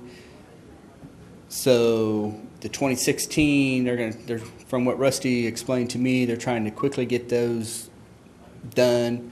If we do not get that done, we will turn right around in August or so and apply for the 2016, and put it right back out. We also have out there for SCBA's which is $195,000 replacing, and we have that budgeted in our budget this year for SCBA's, and they are in desperate need of replacing the packs for the guys to get into the houses. Right. Hoses and nozzles at $5,000, and that's just a continual problem. We test hoses and that equipment every year, and just replacement and keeping that going. Where's the ambulance? Third from the bottom. We had it revised. Where's the remount? Remount's third from the top. Excuse me? Remount's the third line. It's the Oh, third I'm from sorry, the top, all and right. there's those A remount of Medic 3, which is a 1998 unit, has just right 100,000 miles on it. That's just replacing the box and putting a new chassis on it. Should be around 100,000. Looks like Rusty's got it. Make sure it covered at 150. And then replacement of a new truck of an ambulance in 2018 at 200,000. Also, he's looking at a replacement of an engine. Our engines are 88, I think, is our oldest engine. And then I think one is a... One's a 91, the other one's a 93. Yep. So we're needing those to things look at are- replacing some engines. Those are expensive. And along with the ladder. And he's estimating about 400,000 is what it takes to replace an engine truck. And that one is not out for a grant. That is not out. Yeah, we're working hard to get that ladder truck. So, It's our turn to get that grant. yes, it is. We're working hard. Praying for it. Okay, any questions for David? Thank you, sir. Thank you. Police, the newbie. First time. First time. What do we want to talk about first? That 911 recorder, that is an upgrade to keep up with the next gen. And I believe that's the one that's not an option, isn't it?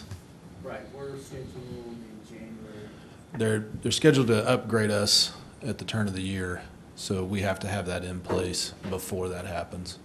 Okay. Patrol vehicles, I put in there to get one new vehicle a year, and eventually I would like to set it up to where we do replace one vehicle a year. But for now, we're in such a spot. I actually have the papers, and I've just started looking into how much are we spending on repairs on these vehicles that we have. And I've spent a lot of money on repairs in the short time that I've been here. So we're, On the newer vehicles? no, the- sir, not on the newer vehicles. Just the old one? But See, we bought Three? three, that's what I was thinking. I think we've Yes. bought three in the last 2 years anyway, haven't we? Yeah, the first year we bought two, and then the next was one. Don't you have three SUVs? I do have 3 SUVs. That's what, Um, because that's what we've been As, buying. Yeah. as we're approaching getting new personnel trained and ready to go, we're running out of solid vehicles for them to step into. So that's to work with that, and I'm researching right now, going to the Highway Patrol and buying some of their used ones to try to help us get to where we need to be. The 36,000, that's for to cover the upgrade to the 911, to the next gen 911. We'll be able to receive pictures over text and text and stuff to our 911 system. That has the 911 in parentheses behind it because that is to come out of the 911 funds. And on a positive note, we have already reserved those funds. So those are sitting there ready to go. Yeah, Great. good. And replace and upgrade the tasers. We just got in on we got a really good deal to replace 2 tasers. So they did us real well on that. But we have 3 others that we need to get working on. We dropped down to the bulletproof vests. the numbers that we're turning, the numbers that we're issuing out every year, those come out every 5 years. They go out of warranty. And so we're not supposed to be fielding officers with vests over 5 years old. And that comes with the matching, a 50-50 grant. The in-car cameras, it just as time needs to be replaced.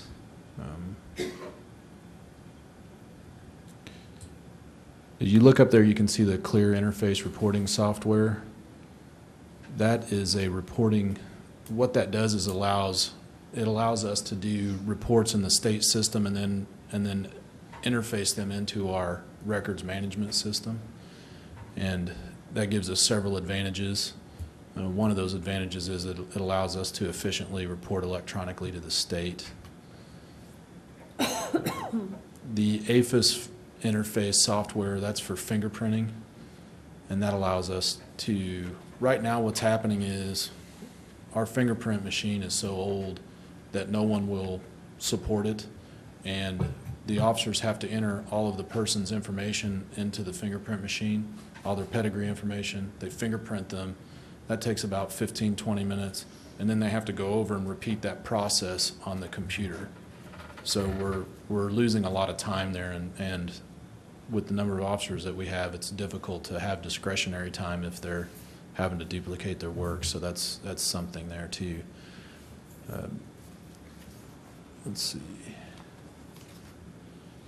The APHIS maintenance budget that you see there, we're working on getting a grant-funded fingerprint machine, and if we get that, that's the maximum level of maintenance that we'll have to agree to cover every year.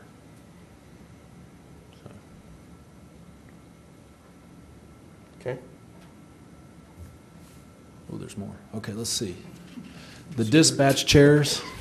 Wait a minute, EMD quality assurance, Yeah, one. 25,000. Okay, what that is it digitizes our emergency medical dispatch, emergency police dispatch, and emergency fire dispatch. I don't have a solid number on that right now. That was the number that our QA person gave me from when she was at training. But it digitizes that. Right now they have giant flip books, and I know you're familiar with the layout of dispatch. I'm sure you guys have seen that. It's a space issue for that giant flip book. It takes time for them to flip through that. If we can get the digitized version, they can search it out immediately. They can start giving instructions immediately, and in an emergency, that time frame can mean somebody's life. It also allows us to do our quality assurance digitally as well, so that'll make that process more efficient. The Lexipol management system that you see up there, that is a policy system. It's way down low. That's a subscription to a policy system, a policy management system. And it also digitizes all of our policies. But those policies are done specifically for the state of Kansas in accordance with state law and federal law, and also within court-tested best practices for your police department. I see it as a risk management tool. Another advantage of it is that it comes with a daily training bulletin. So right now, to test on policy, we have to manually type up a test and send it out to the officers, and this allows us to do it electronically. It also allows us to track that, and the really neat part of that is that the state of Kansas allows us to get half of our officers' required annual training through the policy testing system. So I think that's a pretty neat deal.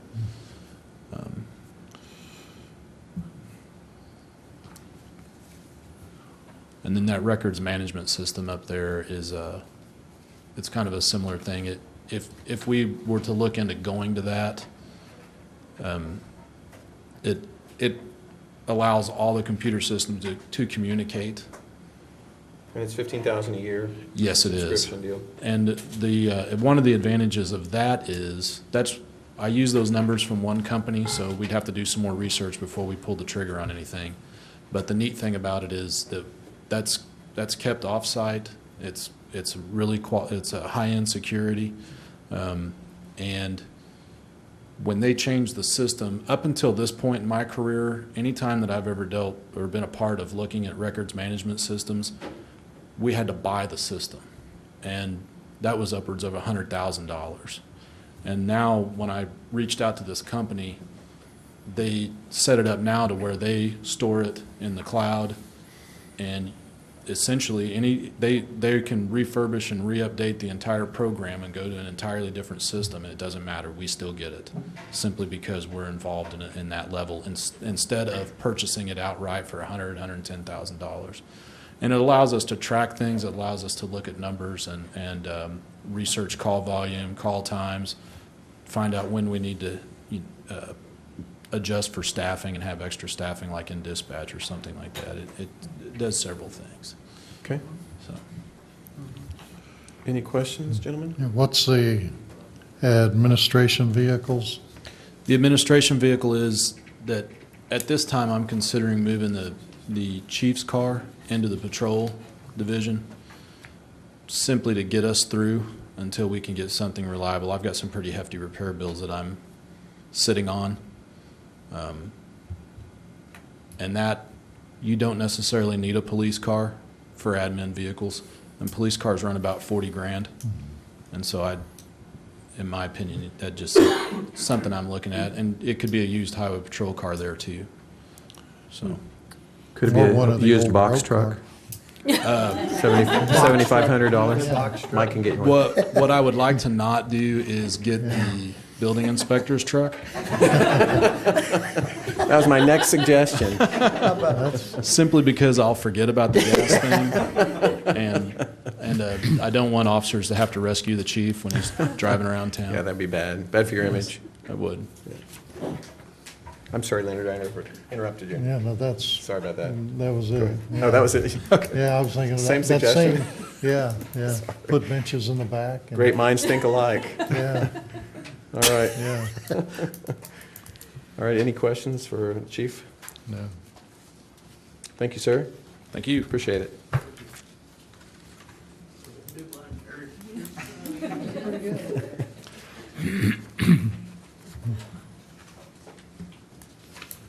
All right, what page are we on? Page 8? You're on page 8. Okay. And I always shudder when Terry comes to visit me about the budget. I just want you to know. Yeah. He probably shudders too. He does. I make sure of it. Okay, I went through and put $1 million a year for sewer rehab. You know, it is what it is. Yeah.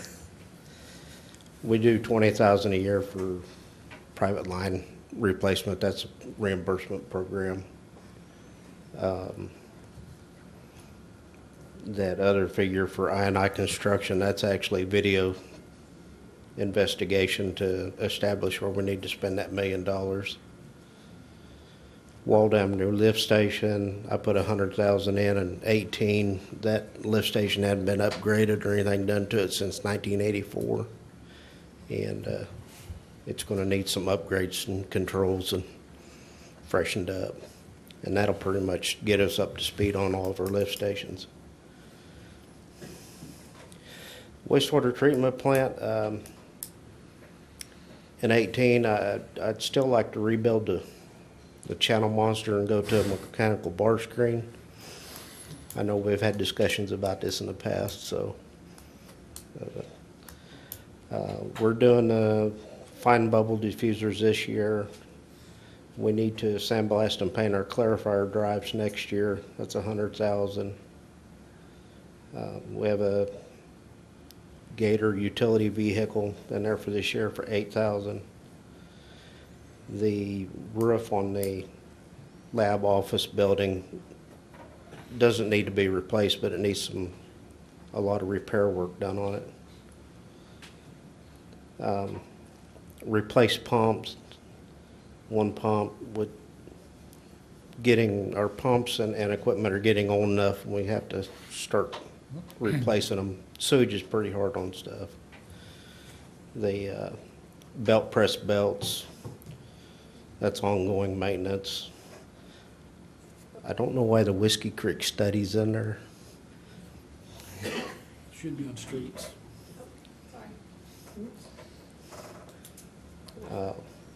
UV bulbs, that's our disinfectant, and they wear out and lose their efficiency, so we have to replace those every 3 or 4 years. So we're due for that.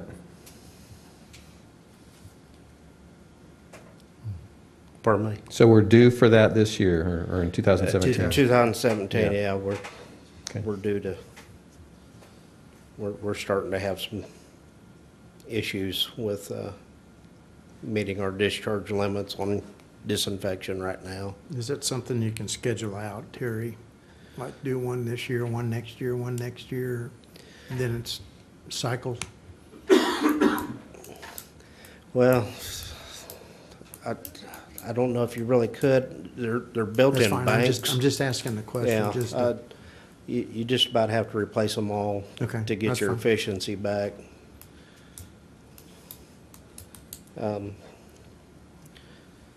Water distribution, we have water line work, and that 100,000 across there, that's just different water line work. It's not in the same location. We just wanted to look at doing $100,000 in line replacement every year. The 75,000's a water line project.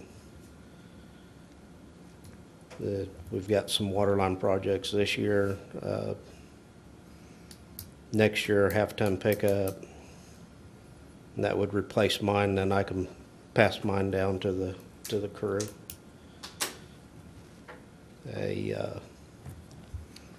And out in 2020, that's another truck to replace older stuff.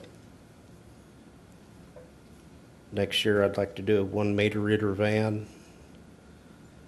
The GIS tech next year, that's something that Kelly and I really want to see happen, to keep our GIS system up to date and all of our mapping that we need to have done, and we really need somebody that knows how to do the GIS and take care of it, because we really don't know how to do it.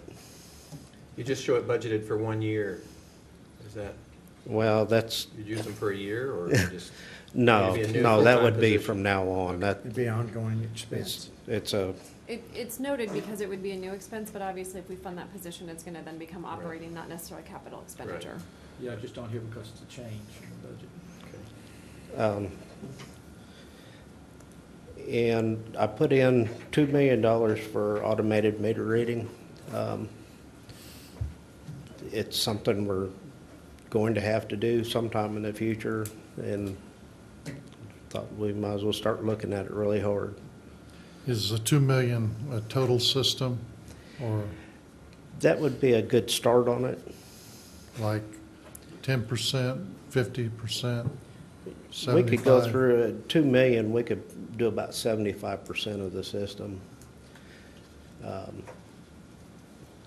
And there's some different options and systems, fixed base systems, drive-by systems, and Yeah. there's also a lot of cellular-based stuff going So on now. The $2 million saves some cost in other places in terms of efficiency and equipment. Most definitely. You won't have the number of rereads and going back repeatedly, and the people out there walking and popping the lids every month, and it will make it very efficient and always on time. You know, your weather's not gonna delay your reading or anything like that. Were you looking at a particular system now, or just looking to say, Just here's a looking. dollar figure? Yeah, just looking and trying to get some ideas. I mean, I've heard numbers from 2 million to 4 million, 5 million, all kinds of numbers. And Yeah. Because some of them, aren't they set up so that you can actually turn off a meter from City Hall? or they have from a that technology. central- You can actually turn the water on and off and everything. Oh, really? That would be, that'd be an efficiency. Yeah. See, that'd take a little while. That but gets pays for that gets itself pretty expensive though. To do that, to have that as an option. Yeah, it gets rather expensive when you go to that option. Because you have a drive-by that has a sensor in the meter cover, and then also doesn't some of them broadcast wireless to Yes. a pole in the alley for a There's region? Metron and Verizon Wireless, they're partnered, and they do a cellular, where it goes over Verizon Cellular, and everything just comes straight to City Hall, which is a real attractive option.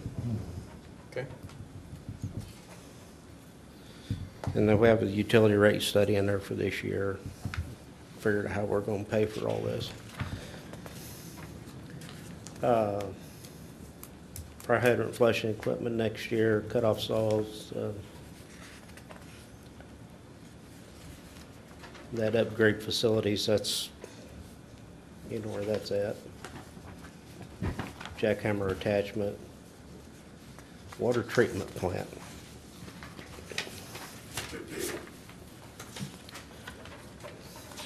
Everything you see listed there, the filter upgrade, which we're already doing part of that. Rehab, replace contact basins, sandblast, paint clarifiers, and the motor control center and all the electrical issues are included in that $3 million figure. The only other thing I'm looking at is a pickup for Ed, so he can quit using his personal vehicle and racking up 30,000 miles a year on it.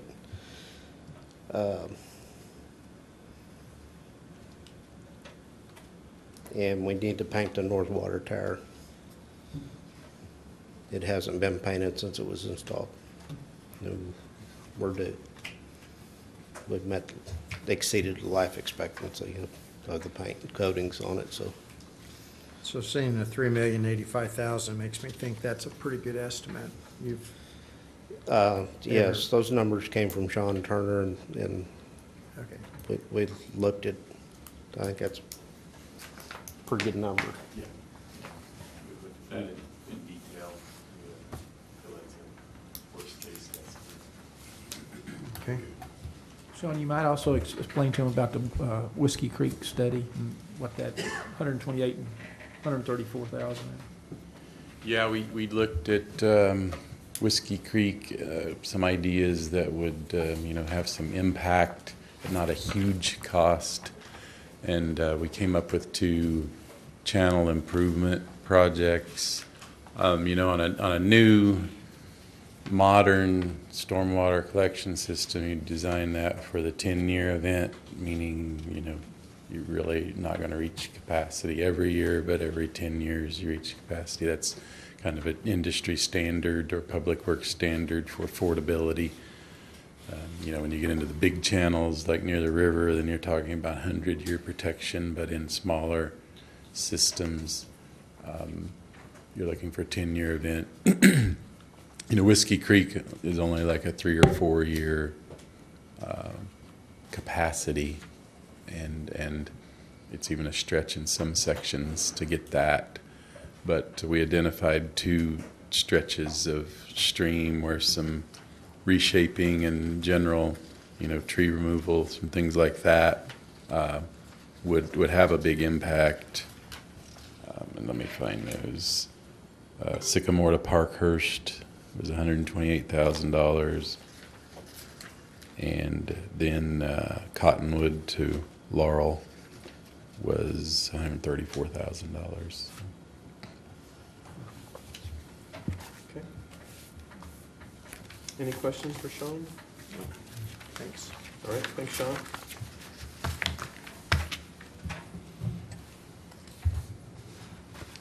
That is exciting. It's fun to dream. Yeah, that's right. If we could only win the lottery. Yeah. All right. Any possibility of getting a decision on Peter Pan, go forward or hold at least, Tonight? if we could? I think, do I need to bring those numbers back to them next week, maybe? Well, Since I didn't bring that information with me. we can wait till next week. We've got, what, 717,000 in quarter-cent sales tax. If you could bring those I'll bring that, yeah. figures. Yeah, It's that'd been a be- long time since we looked at it. Yeah. Right. It's been several weeks. I mean, I'd be happy to bring that back next week. Yeah.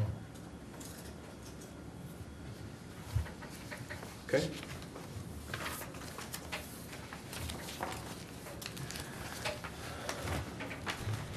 Okay, we've already just, I think we're to the point where it's okay to talk about the tax lid, but we have already visited about it. I know included in your packet was an overview from the League of Kansas Municipalities that they just sent to me. But, you know, just once again, if the city is going to consider increasing spending at a rate higher than the CPI, then it's going to have to go to election of the citizens. So it just, I don't know that that's a bad thing, because then the citizens are definitely speaking to what the priorities for the city are, but it's just something to think about when some of the exemptions are for fire EMS type situations or for bonded indebtedness. But it just really puts a kind of a pressure on you gentlemen to make sure that we're situated well for the future as we finish the tax levy this year, because this is the last year that you can change it more than the CPI without having to pay for an election to get that done. Kind of comes at a good time as we're talking about trying to create some cash reserves, so it does give us the opportunity to look Right. into those areas and be proactive instead of reactionary on. Well, and it's extremely important, because if you do decide that you need to adjust the mill levy in the future, it'll be that much harder if it's going to be bigger than the consumer price index. Because if they said, what was explained to me by Eric was that it will be the rolling average of the previous 5 years. However, if that ever ends up at 0%, you cannot increase your spending except for your property tax valuation change unless it meets one of the exemptions. So unfortunately, creating reserves is not one of those exemptions. So having something in place now to start doing that would be fabulous. Yeah. Well, I'm sure glad the state's trying to tell us how to run our business when they're not doing real well themselves. So, That is a bit of a twist. uh, That is a bit of a twist, that isn't was, it? Okay. Any further discussion on that, or any thoughts you want to share? Okay. All right, let's go on to D, the contract for the water sewer utility rate study. Yeah, we've got two proposals from two good firms. One of them significantly less than the other, and also the time frame is significantly less. So I'd recommend go ahead and have a Lochner get started. Okay. Any discussion on that, gentlemen? No, I looked at the proposals and it seemed pretty simple, and the thing, you know, my question was, it seemed like we have the information coming in to do this on our own, but looking at what they do, I think if they could help us set up in the future, establish a pattern or advise on how to look and factor in the projects as we prioritize it. right, as we get one complete, how we can keep it going in the future, then it becomes a workable tool.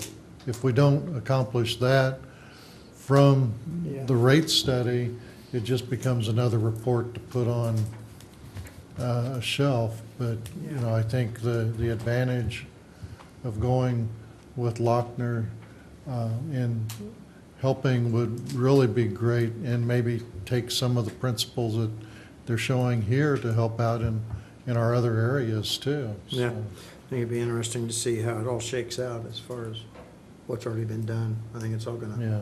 I know shake out here. their presentation or example was a little simpler, but when you look, a lot of times engineering reports get very wordy, that they say a lot but say nothing. Yeah.